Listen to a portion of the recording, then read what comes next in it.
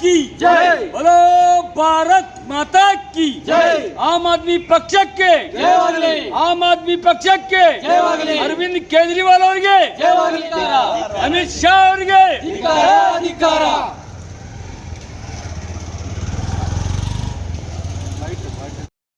आम आदमी जिंदाबाद। संविधान की जय हो, संविधान की जय हो, बाबा साहेब अंबेडकर ಅವರಿಗೆ ಜಯವಾಗಲಿ, ಬಾಬಾ ಸಾಹೇಬ್ ಅಂಬೇಡ್ಕರ್ ಅವರಿಗೆ ಜಯವಾಗಲಿ, ಬಾಬಾ ಸಾಹೇಬ್ ಅಂಬೇಡ್ಕರ್ ಅವರಿಗೆ ಜಯವಾಗಲಿ. ಧಿಕ್ಕಾರ ಧಿಕ್ಕಾರ ಅಮಿತ್ ಶಾಗೆ ಧಿಕ್ಕಾರ, ಧಿಕ್ಕಾರ ಧಿಕ್ಕಾರ ಅಮಿತ್ ಶಾ ಅವರಿಗೆ ಧಿಕ್ಕಾರ, ಧಿಕ್ಕಾರ. ಧಿಕ್ಕಾರ ಧಿಕ್ಕಾರ, ಗೃಹ ಮಂತ್ರಿ ಅಮಿತ್ ಶಾಗೆ ಧಿಕ್ಕಾರ ಧಿಕ್ಕಾರ. ಧಿಕ್ಕಾರ ಧಿಕ್ಕಾರ. ಅಮಿತ್ ಶಾ ಅವರಿಗೆ ಧಿಕ್ಕಾರ ಧಿಕ್ಕಾರ, ಧಿಕ್ಕಾರ ಧಿಕ್ಕಾರ ನರೇಂದ್ರ ಮೋದಿ ಅವರಿಗೆ ಧಿಕ್ಕಾರ ಧಿಕ್ಕಾರ, ಧಿಕ್ಕಾರ ಧಿಕ್ಕಾರ ಕೇಂದ್ರ ಸರ್ಕಾರಕ್ಕೆ ಧಿಕ್ಕಾರ, ಧಿಕ್ಕಾರ ಧಿಕ್ಕಾರ ಅಮಿತ್ ಶಾ ಅವರಿಗೆ ಧಿಕ್ಕಾರ, ಧಿಕ್ಕಾರ ಧಿಕ್ಕಾರ ಬಿಜೆಪಿ ಮುಖಂಡರಿಗೆ ಧಿಕ್ಕಾರ, ಧಿಕ್ಕಾರ ಧಿಕ್ಕಾರ ಬಾಬಾ ಸಾಹೇಬ್ ಅಂಬೇಡ್ಕರ್ ವಿರುದ್ಧ ಅವಹೇಳನಕಾರಿ ಭಾಷಣ ನೀಡಿದ ಅಮಿತ್ ಶಾ ಅವರಿಗೆ ಧಿಕ್ಕಾರ, ಧಿಕ್ಕಾರ ಧಿಕ್ಕಾರ ಕೇಂದ್ರ ಸರ್ಕಾರಕ್ಕೆ ಧಿಕ್ಕಾರ, ಧಿಕ್ಕಾರ ಧಿಕ್ಕಾರ ಅಮಿತ್ ಶಾ ಸಮರ್ಥನೆಗೆ ಬಂದ ಪ್ರಧಾನಮಂತ್ರಿ ಮೋದಿ ಅವರಿಗೆ ಧಿಕ್ಕಾರ, ಧಿಕ್ಕಾರ ಧಿಕ್ಕಾರ ಬಿಜೆಪಿ ನಾಯಕರಿಗೆ ಧಿಕ್ಕಾರ, ಧಿಕ್ಕಾರ ಧಿಕ್ಕಾರ ಬಾಬಾ ಸಾಹೇಬ್ ಅಂಬೇಡ್ಕರ್ಗೆ ಜಯವಾಗಲಿ, ಜಯವಾಗಲಿ ಜಯವಾಗಲಿ ಆಮ್ ಆದ್ಮಿ ಪಕ್ಷಕ್ಕೆ ಜಯವಾಗಲಿ, ಜಯವಾಗಲಿ ಜಯವಾಗಲಿ ಭಾರತ್ ಮಾತಾ ಕಿ ಜೈ, ಭಾರತ್ ಮಾತಾ ಕಿ ಜೈ, ಇನ್ಕ್ಲಾಬ್ ಜಿಂದಾಬಾದ್, ಇನ್ಕ್ಲಾಬ್ ಜಿಂದಾಬಾದ್, ವಂದೇ ಮಾತರಂ, ವಂದೇ ಮಾತರಂ. ಧಿಕ್ಕಾರ ಧಿಕ್ಕಾರ, ಅಮಿತ್ ಶಾಗೆ ಧಿಕ್ಕಾರ ಧಿಕ್ಕಾರ ಅವಹೇಳನಕಾರಿ ಹೇಳಿಕೆ ಕೊಟ್ಟ ಅಮಿತ್ ಶಾಗೆ ಧಿಕ್ಕಾರ ಧಿಕ್ಕಾರ. ಜೈ ಭೀಮ್ ಜೈ ಭೀಮ್. ಜೈ ಭೀಮ್ ಜೈ ಭೀಮ್. ಬಾಬಾ ಸಾಹೇಬ್ ಅಂಬೇಡ್ಕರ್ ಅವರಿಗೆ ಜಯವಾಗಲಿ, ಜಯವಾಗಲಿ, ಬಾಬಾ ಸಾಹೇಬ್ ಅಂಬೇಡ್ಕರ್ ಅವರಿಗೆ ಜಯವಾಗಲಿ, ಜಯವಾಗಲಿ, ಭಾರತ ರತ್ನ ಅಂಬೇಡ್ಕರ್ ಅವರಿಗೆ ಜಯವಾಗಲಿ ಜಯವಾಗಲಿ, ವಿಶ್ವಕ್ಕೆ ವಿಶ್ವ ಮಾನವನ ಸಂದೇಶವನ್ನು ಸಾರಿದ ಬಾಬಾ ಸಾಹೇಬ್ ಅಂಬೇಡ್ಕರ್ ಅವರಿಗೆ ಜಯವಾಗಲಿ ಜಯವಾಗಲಿ.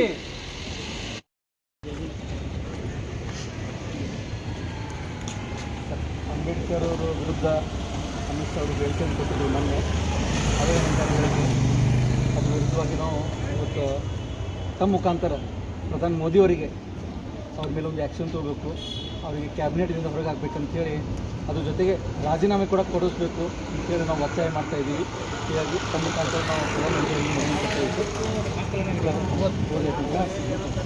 ಶ್ರೀ ನರೇಂದ್ರ ಮೋದಿ ಮಾನ್ಯ ಪ್ರಧಾನಮಂತ್ರಿಗಳು, ಭಾರತ ಸರ್ಕಾರ, ನವದೆಹಲಿ. ಸೊ ಇದು ವಿಷಯ ಡಾಕ್ಟರ್ ಬಾಬಾ ಸಾಹೇಬ್ ಅಂಬೇಡ್ಕರ್ ಬಗ್ಗೆ ಅಮಿತ್ ಶಾ ಅವರ ಅವಹೇಳನಕಾರಿ ಹೇಳಿಕೆ ಖಂಡಿಸಿ.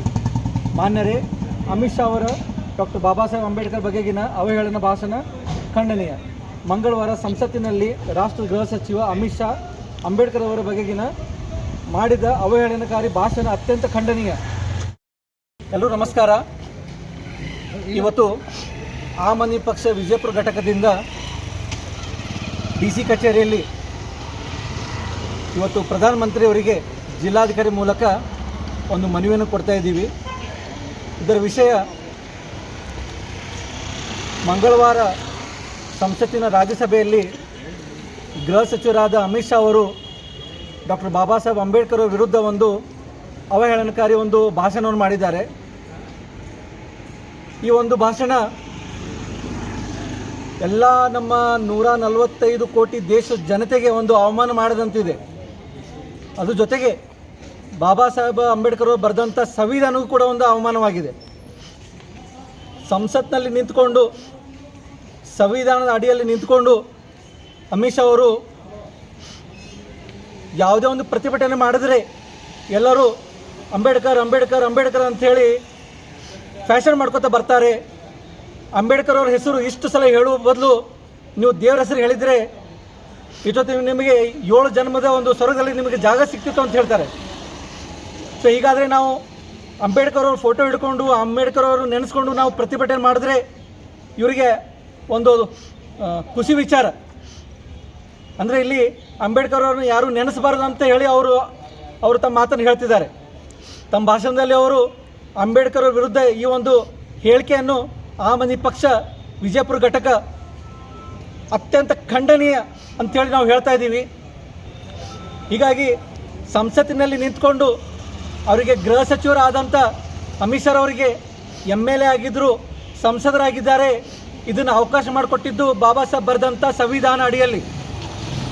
ಬಾಬಾ ಸಾಹೇಬ್ ಅಂಬೇಡ್ಕರ್ ಅವರು ಸಂವಿಧಾನ ಬರೆದಿಲ್ಲ ಅಂದಿದ್ರೆ ಯಾರೂ ನಾವು ಇಲ್ಲಿ ದೇಶದಲ್ಲಿ ಆರಾಮಾಗಿ 4 ಹೊತ್ತು 3 ಹೊತ್ತು ಊಟ ಮಾಡ್ತಾ ಇರಲಿಲ್ಲ. ಸೊ ಹೀಗಾಗಿ ಅಂಬೇಡ್ಕರ್ ಅವ್ರ ವಿರುದ್ಧ ಹೇಳಿಕೆ ಇಡೀ ಆಮ್ ಆದ್ಮಿ ಪಕ್ಷ ಅಷ್ಟೇ ಅಲ್ಲ, ಎಲ್ಲ ಪಕ್ಷದವರು ಇದನ್ನು ವಿರೋಧಿಸಿದ್ದಾರೆ. ಇಂಥ ಹೇಳಿಕೆಯನ್ನು ಕೊಟ್ಟ ಅಮಿತ್ ಶಾ ಅವರು ಕೂಡಲೇ ನರೇಂದ್ರ ಮೋದಿ ಅವರನ್ನು ಕೂಡಲೇ ಕ್ಯಾಬಿನೆಟ್ದಿಂದ ವಜಾಗೊಳಿಸಬೇಕು. ಅದೇ ರೀತಿಯಲ್ಲಿ ಅವರನ್ನು ಗೃಹ ಮಂತ್ರಿ ಸಚಿವಾಲಯದಿಂದ ಹೊರಗೆ ಹಾಕಬೇಕಂತೇಳಿ ನಾವು ಆಗ್ರಹಿಸ್ತಾ ಇದ್ದೀವಿ. ನೋಡಿ, ಅಮಿತ್ ಶಾ ಅವರಾಗಲಿ, BJP ಅವರಾಗಲಿ, RS ಅವರಾಗಲಿ ಎಂದು ಇವರು ಸಂವಿಧಾನ ಬೇಕಂದವರಲ್ಲ.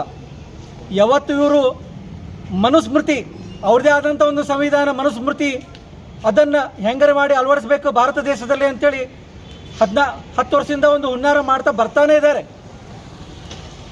BJP ಅವರ ಹೇಳಿಕೆಯಲ್ಲಿ ನೋಡ್ತಾ ಇರಬೇಕು, ನಾವು ಅಧಿಕಾರಕ್ಕೆ ಬಂದ ಮೇಲೆ ನಾವು ಸಂವಿಧಾನವನ್ನು ಬದಲಾವಣೆ ಮಾಡ್ತೀವಿ ಅಂಥೇಳಿ ಸುಮಾರು ಜನ ಒಂದು BJPದವರು ಹೇಳಿಕೆಯನ್ನು ಕೊಟ್ಟಿದ್ದರು. ಅನಂತಕುಮಾರ್ ಹೆಗಡೆ ಅವರು ಸುಮಾರು ಸಲ ಕೊಟ್ಟಿದ್ದಾರೆ, ಯೋಗೀಜಿ ಅವರು ಕೊಟ್ಟಿದ್ದಾರೆ. ಸೊ ಇವಾಗ ಇವರು ಅಮಿತ್ ಶಾ ಅವರು ಅತ್ಯಂತ ಒಂದು ದೊಡ್ಡ ಹುದ್ದೆಯಲ್ಲಿ ಇದ್ದುಕೊಂಡು ಗೃಹ ಸಚಿವರಾದಂಥ ಅಮಿತ್ ಶಾ ಅವರು ಈ ಒಂದು ಹೇಳಿಕೆ, ಪ್ರಧಾನಮಂತ್ರಿ ನರೇಂದ್ರ ಮೋದಿ ಅವರು ಕೂಡ ಇದನ್ನು ಸಮರ್ಥನೆ ಮಾಡ್ಕೊಳ್ತಿದ್ದಾರೆ.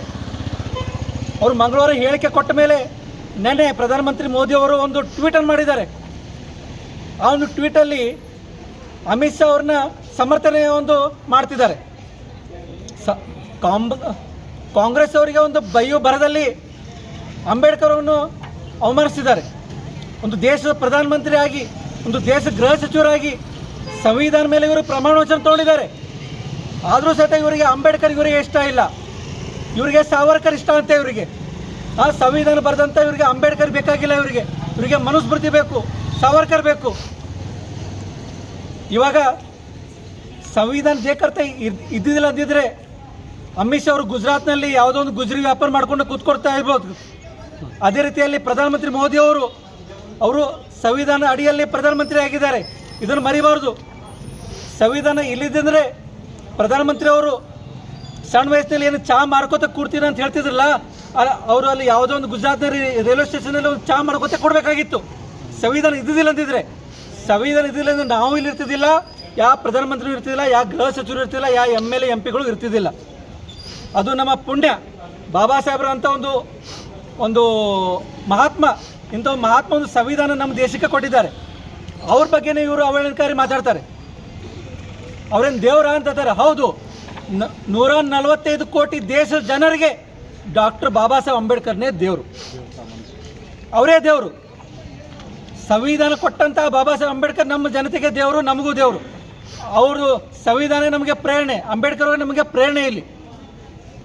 ಸೊ ನಿಮಗೆ ಅಂಬೇಡ್ಕರ್ ಬಗ್ಗೆ ಅಷ್ಟು ಕಾಳಜಿ ಇಲ್ಲ ಅಂತಂದರೆ ಗೃಹ ಸಚಿವನ ನೀವು ರಿಸೈನ್ ಮಾಡಿ, ನಿಮ್ಮ ಗುಜರಾತ್ನಲ್ಲಿ ನೀವು ಗುಜರಿ ವ್ಯಾಪಾರ ಮಾಡ್ಕೋತ ಕೂತ್ಕೊಳ್ಳಿ. ಅಂಬೇಡ್ಕರ್ ಮೇಲೆ ನಿಮಗೆ ನಂಬಿಕೆ ಇಲ್ಲ ಬಿಟ್ಬಿಡಿ.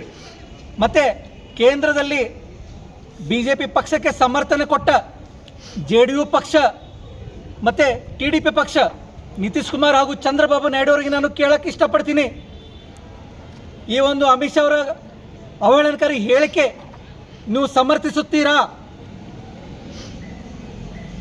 ಇದನ್ನು ಸ್ಪಷ್ಟನೆ ಕೊಡಬೇಕು. ನೀವು ಸಮರ್ಥನೆ ಕೊಡ್ತೀರಾ ಇದಕ್ಕೆ? ಹೌದು, ಅಮಿತ್ ಶಾ ಅವರು ಹೇಳಿದ್ದು ಕರೆಕ್ಟ್ ಇದೆ ಅಂತ ಸಮರ್ಥನೆ ಕೊಡ್ತೀರಾ? ಇದನ್ನು ಸ್ಪಷ್ಟನೆ ಕೊಡಬೇಕಾಗಿದೆ. ಅದೇ ರೀತಿಯಲ್ಲಿ BJPಲಿ ಇರುವಂಥ ಪದಾಧಿಕಾರಿಗಳು, SC ST ಘಟಕಗಳು, BJPಲಿ ಇರುವಂಥ SC ST ಮುಖಂಡರು ಈ ಒಂದು ಹೇಳಿಕೆಯನ್ನು ಸಮರ್ಥಿಸಿಕೊಳ್ತೀರಾ? ನಿಮಗೆ BJP ಪಕ್ಷ ಮುಖ್ಯನೋ ಅಥವಾ ಡಾಕ್ಟರ್ ಬಾಬಾ ಸಾಹೇಬ್ ಅಂಬೇಡ್ಕರ್ ಬರೆದಂಥ ಸಂವಿಧಾನ ಮುಖ್ಯನೋ? ನಿಮ್ಮ ಸಂವಿಧಾನ ಮುಖ್ಯನೋ ಅಥವಾ ಬಾಬಾ ಸಾಹೇಬ್ ಅಂಬೇಡ್ಕರ್ ಮುಖ್ಯ ಇದ್ದಿದ್ರೆ ಇವತ್ತೇ BJP ಬಿಟ್ಟು ತೊಲಗಿ, ಬಟ್ ಬಾಬಾ ಸಾಹೇಬ್ ಅಂಬೇಡ್ಕರ್ ಅವಹೇಳನಕಾರಿ ಭಾಷಣ ನೀಡೋದು ಮೊದಲು ಬಂದ್ ಮಾಡಿ, ಮೊದಲು ರಾಜೀನಾಮೆ ಕೊಟ್ಟು ತೊಲಗಿ. ಸೊ ಆಮ್ ಆದ್ಮಿ ಪಕ್ಷ ನಾವು ಪ್ರಧಾನಮಂತ್ರಿಯವರಿಗೆ ನಾವು ರಿಕ್ವೆಸ್ಟ್ ಮಾಡ್ಕೋತಾ ಇದ್ದೀವಿ, ಅಮಿತ್ ಶಾ ಅವರನ್ನು ಕ್ಯಾಬಿನೆಟ್ದಿಂದ ಹೊರ ಹಾಕಬೇಕು, ಗೃಹ ಸಚಿವ ಹುದ್ದೆದಿಂದ ಕೂಡ ಹೊರಗೆ ಹಾಕಬೇಕಂತೇಳಿ ನಮ್ಮ ಆಮ್ ಆದ್ಮಿ ಪಕ್ಷ ಹೊತ್ತು ಆಗ್ರಹಿಸುತ್ತಿದೆ. ತಮ್ಮ ಹೆಸರು ಹೇಳಿ. ಭೋಗೇಶ್ವರಪುರ್, ಆಮ್ ಆದ್ಮಿ ಪಕ್ಷ ಜಿಲ್ಲಾಧ್ಯಕ್ಷ, ವಿಜಯಪುರ. ಆಮ್ ಆದ್ಮಿ ಪಕ್ಷದ ಜಿಲ್ಲಾ ಘಟಕದ ಅಧ್ಯಕ್ಷರಾದ ಭೋಗೇಶ್ ಅವರೇ ಮತ್ತು ನನ್ನ ಎಲ್ಲ ಮಿತ್ರರೇ, ಇವತ್ತಿನ ದಿನ ನಮಗೆಲ್ಲ ಒಂದು ಕೆಟ್ಟ ಘಳಿಗೆಯ ಎದುರಿಸಬೇಕಾದಂಥ ಸಂದರ್ಭ ಬಂದಿದೆ. ನಮ್ಮ ದೇಶದ ಗೃಹ ಮಂತ್ರಿ ಅಂತಂದ್ರೆ ಏನು, ಈ ದೇಶದ ವ್ಯವಸ್ಥೆಯನ್ನು ಸಂಭಾಳಿಸಬೇಕಾದಂಥ ಒಬ್ಬ ಮನುಷ್ಯ, ಒಬ್ಬ ಮಂತ್ರಿ. ಈ ದೇಶದ ವ್ಯವಸ್ಥೆಯನ್ನು, ಲಾ ಆ್ಯಂಡ್ ಆರ್ಡರನ್ನು ಕಾಪಾಡಬೇಕಾದಂಥ ಒಬ್ಬ ವ್ಯಕ್ತಿ, ಸಂವಿಧಾನದ ಅಡಿಯಲ್ಲಿ ಕೆಲಸ ಮಾಡುವಂಥ ಆ ವ್ಯಕ್ತಿನೇ ದೇಶದ ಕಾಯ್ದೆ ಕಾನೂನುಗಳಿಗೆ ಅವಹೇಳನಕಾರಿ ಆಗುವಂಥ ಒಂದು ಹೇಳಿಕೆಯನ್ನು ಕೊಡ್ತಾರೆ. ಅಂಬೇಡ್ಕರ್ ಅವ್ರ ಬಗ್ಗೆ, ಅಂಬೇಡ್ಕರ್ ಅವ್ರ ನೆನೆಯು ಬದಲಾಗಿ ನೀವು ದೇವ್ರ ನೆನ್ರಿ, ದೇವ್ರ ನೆನೆದ್ರೆ ನಿಮಗೆ ಸ್ವರ್ಗ ಸಿಗ್ತದ ಅಂತ ಹೇಳ್ತಾರೆ. ಇದು ಎಷ್ಟರ ಮಟ್ಟಿಗೆ ಸತ್ತ? ಸ್ವರ್ಗಕ್ಕೆ ಹೋಗಿ ಬಂದಾನ ಅಮಿತ್ ಶಾ? ಸ್ವರ್ಗ ನೋಡಿದಾನ? ಸ್ವರ್ಗ ಎಲ್ಲದ, ಏನು ಕತೆ ಅಂತೇಳಿ ಇದು ಎಲ್ಲ ಅಸಂಬದ್ಧತೆಯನ್ನು ಇವರು 1925ರಲ್ಲಿ RSS ಏನು ಪ್ರಾರಂಭ ಮಾಡಿದ್ರು, ಆ ಪ್ರಾರಂಭ ಮಾಡ್ದಾನಿಂದೂ ಬಾಬಾ ಸಾಹೇಬರು ಬರೆದಂಥ ಈ ಸಂವಿಧಾನ ಗ್ರಂಥವನ್ನು ಅವರು ಯಾವಾಗಲೂ ಅದನ್ನು ಅಲ್ಲಗಳೆಯುತ್ತಾ ಅದ್ರ ಬಗ್ಗೆ ಟೀಕೆ ಟಿಪ್ಪಣಿಗಳನ್ನ ಮಾಡ್ಕೊತೇ ಬಂದಿದ್ದಾರೆ. ಇವರು ಹಿಂದೆ BJP ಅವರೆಲ್ಲ ಜನಸಂಘ ರೂಪದಲ್ಲಿದ್ದರು. ಜನಸಂಘದಲ್ಲಿ ರೂಪದಲ್ಲಿದ್ದಾಗೂ ಕೂಡ ಈ ಬಾಬಾ ಸಾಹೇಬರ ಬರವಣಿಗೆಗಳನ್ನ, ಬಾಬಾ ಸಾಹೇಬರು ಬರೆದ ಈ ಸಂವಿಧಾನವನ್ನು ಧಿಕ್ಕರಿಸಿ ಅವರು ಎಷ್ಟೋ ದಿನ ಅಲ್ಲಿ ಪ್ರತಿಭಟನೆ ಕೂಡ ಮಾಡಿದ್ದಾರೆ ಪಾರ್ಲಿಮೆಂಟ್ ಎದುರುಗಡೆ. ಇಂಥ ಒಂದು ಮನಸ್ಥಿತಿಯನ್ನು ಅವರು ಇಲ್ಲಿ ತನಕ ತೋರಿದ್ದಿಲ್ಲ, ಅದನ್ನು ಹೊರಗೆ ಹಾಕಿದ್ದಿಲ್ಲ, ಮನಸ್ಸಿನಲ್ಲೇ ಇಟ್ಕೊಂಡು ಕೂತಿದ್ರು. ಆ ಮನಸ್ಥಿತಿ ಇವತ್ತು ಹೊರಗೆ ಬಿದ್ದಿದೆ. ಅವರು ಏನು ಅನ್ನೋದನ್ನು ತೋರಿಸ್ಕೊಟ್ಟಿದ್ದಾರೆ.